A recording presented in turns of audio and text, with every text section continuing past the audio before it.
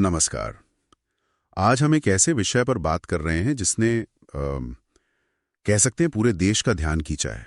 लोकसभा में विपक्ष के नेता राहुल गांधी ने हाल ही में चुनाव आयोग मतलब ईसीआई और बीजेपी पर चुनावों में हेरफेर का, जिसे उन्होंने वोट चोरी कहा है, बहुत गंभीर आरोप लगाया है।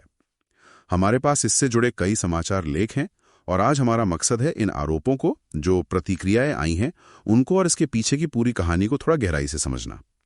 तो ये आरोप सामने आए 7 अगस्त 2025 को। दावा है कि ईसीआई और बीजेपी के बीच मिलीभगत हुई। खासकर महाराष्ट्र, हरियाणा और कर्नाटक का जिक्र है इसमें।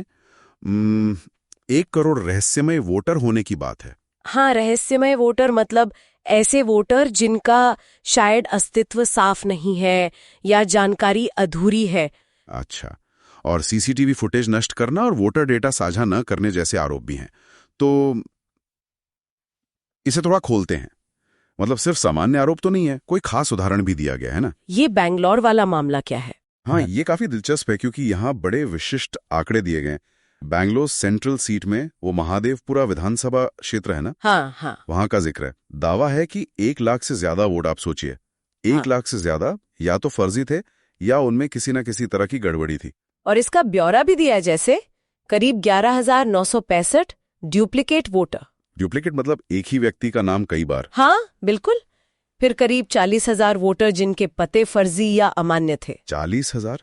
हाँ, और 10,452 मामले जहां एक ही पते पर, मतलब थोक में, बल्क में वोटर दिखाए गए। एक ही पते पर इतने सारे? जी। फिर 4,132 वोटर जिनकी फोटो पहचान वो अमान्य थी, और लगभग 33,692 वोटरों के लिए फॉर्म 6 का कथित दुरुपयोग हुआ। फॉर्म 6? हाँ, ये तो नए वोटरों को जोड़ने वाला फॉर्म होता है, सही? बिल्कुल सही। ये नए वोटर रजिस्ट्रेशन के लिए है और आरोप यह है कि इसका गलत इस्तेमाल किया गया, शायद फर्जी वोटर बनाने के लिए।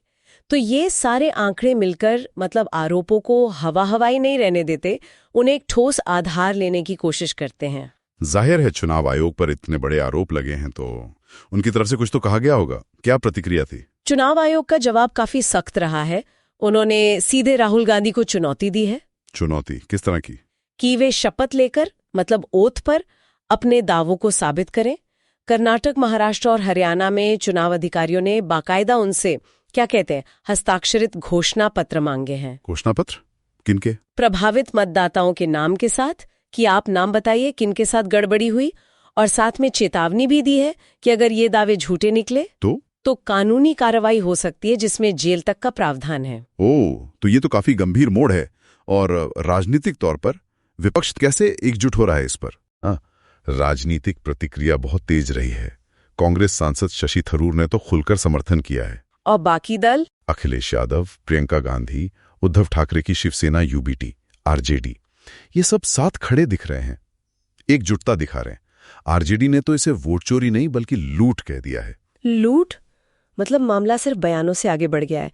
मैंने पढ़ा कि कर्नाटक के कानून मंत्री एच.के. पाटिल ने भी कुछ कहा है। हाँ, उन्होंने चुनाव आयोग से आग्रह किया है कि इसे स्वतः संज्ञान, मतलब सुओमोटो शिकायत मानकर जांच करे।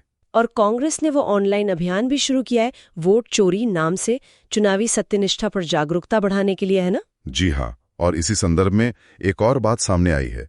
मध्य प्रदेश के पूर्व मुख्यमंत्री कमलनाथ ने 2018 के राज्य चुनावों का जिक्र किया। 2018? तब क्या हुआ था?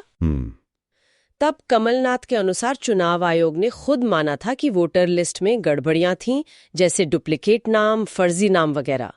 हालांकि उन्होंने ये भी जोड़ा कि बाद में सुधार किए गए थे। अच्छा, तो वो इसे एक तरह से ईसीआई की पिछली चूक के उदाहरण के तौर पे पेश कर रहे हैं। हाँ। शायद ये दिखाने के लिए कि ऐसी गड़बड़ियां पहले भी हुई हैं या कम से कम मानी गई हैं। ये मौजूदा आरोपों को एक पैटर्न का हिस्सा दिखाने की कोशिश हो सकती है, जिससे वोट चोरी के नैरेटिव को बल मिले, भले ही तब सुधार हुए थे। तो कुल मिलाकर स्थिति क्या बनती दिख रही है?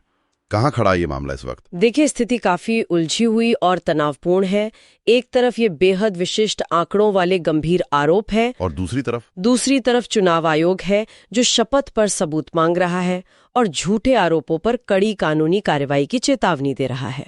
राजनीतिक दबाव भी बढ़ रहा है। हाँ, राजनीतिक दबाव बढ़ रहा है। विपक्षी दल एकजुट हो रहे हैं और मामला अब सोशल मीडिया कैंपेन का रूप ले चुका है। ये पूरी स्थिति चुनावी प्रक्रिया की